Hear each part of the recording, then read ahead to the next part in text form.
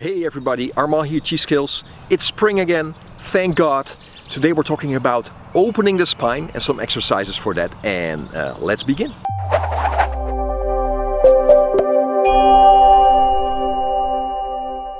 Hey everybody, so welcome to the video. So the spine is of crucial importance for Qigong, meditation, Tai Chi. All these internal trainings are sort of the center of all that is the spine, is opening the spine. And it does make sense if you look at the energy bodies are on that line. The crown, opening the crown is on that line.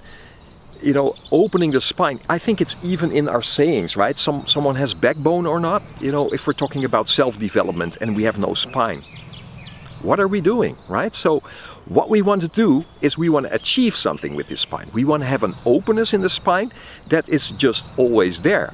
Well, that means that we have to condition it, of course, right? And I know there's a tendency in Tai Chi that people say you shouldn't do any physical exercises.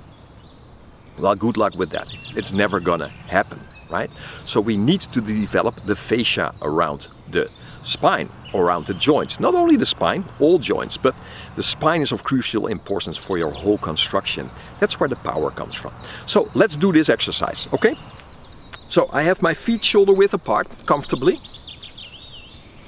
I'm gonna sit a little bit and I'm gonna now imagine that I have a big barbell on my shoulders, okay? A big weight.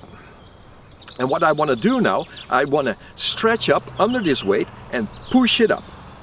And I come up, the knees start to stretch a little bit, open, and from there I'm gonna push. And then I reach the max, and from there I'm gonna take this weight with me. I'm gonna sit. So there's these opposites, right? So either way I go, there's a resistance. So I stretch up in the resistance of this barbell, coming up.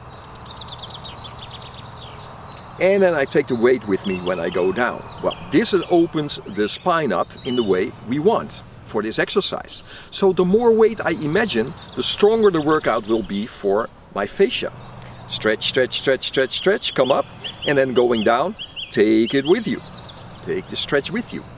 You will feel it not only around your spine, also through your legs and also in the arms. Okay, one thing to be very careful of is the neck. So I will show it from the side. A lot of people have the tendency when they come up to do this with their neck, like this, see? Well, that's a problem because now the neck is closed. It cannot make length there, right? So what we want to achieve is the opposite. So when I go up, I stretch the crown up to the sky. And I want to have this position because now it's feeling like a straight line, and that's what I want to achieve.